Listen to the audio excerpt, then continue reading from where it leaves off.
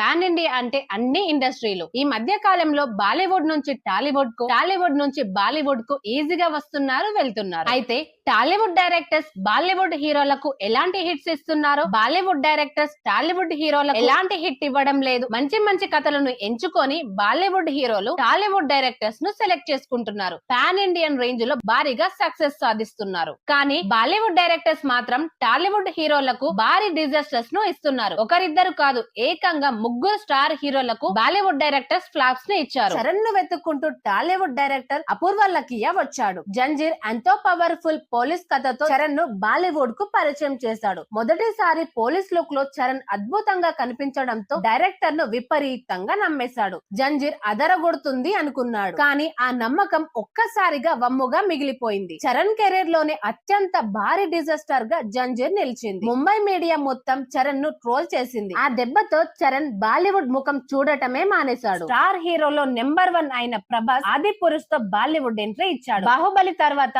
Pan India అనే పదానికి brand ambassador గా మారాడు. ఆ తర్వాత వరుస సినిమాలతో బిజీగా మారిన డార్లింగ్ కు బాలీవుడ్ నుంచి పిలుపొచ్చింది. అది కూడా రాముడిగా. ఓం రావు డైరెక్షన్ లో వచ్చిన ఈ సినిమా పోస్టర్ రిలీజ్ అయిన దగ్గర నుంచి సినిమా రిలీజ్ అయ్యే వరకు ఆ సినిమా ఎంతటి వివాదాలకు గురైందో అందరికీ తెలిసింది. అసలు ప్రభాస్ రాముడిలా ఉన్నాడా అన్న దగ్గర నుంచి ఈయన రాముడేంటి అనేంత వరకు కూడా బాలీవుడ్ మీడియా ప్రభాస్ ను ట్రోల్ చేసినంతగా ఇంకెవ్వరూ చేయలేదు. రిలీజ్ అయ్యాక కూడా వదిలారా అంటే అది లేదు. ఈ దెబ్బ తర్వాత ప్రభాస్ మళ్ళీ బాలీవుడ్ వైపు కన్నెత్తి చూడలేదు. దేవర తర్వాత ఎన్టీఆర్ వార్ 2 తో బాలీవుడ్ ఎంట్రీ ఇచ్చాడు. హృతిక్ రోషన్, ఎన్టీఆర్ మల్టీ స్టారర్ గా అయన్ ముఖర్జీ డైరెక్షన్ లో వచ్చిన ఈ సినిమా ఎన్నో ఎక్స్పెక్టేషన్స్ మధ్య ఆగస్టు 14th రిలీజ్ అయ్యి మిక్స్డ్ టాక్ ను అందుకుంది. వార్ లాంటి సినిమా చూసాక ఎన్టీఆర్ అయన్ ను పూర్తిగా నమ్మాడు. హృతిక్ తో మల్టీ స్టారర్ అంటే బాలీవుడ్ ఎంట్రీ అదిరిపోతుంది అనుకున్నాడు. ఆ కాన్ఫిడెన్స్ తోనే కాలర్ ఎగరేసి మరి చెప్పాడు. కానీ చివరకు ఎన్టీఆర్ క్యారెక్టర్ తేలిపోయింది. అలా ఈ ముగ్గురు హీరోలకు బాలీవుడ్ సెట్ అవ్వలేదు.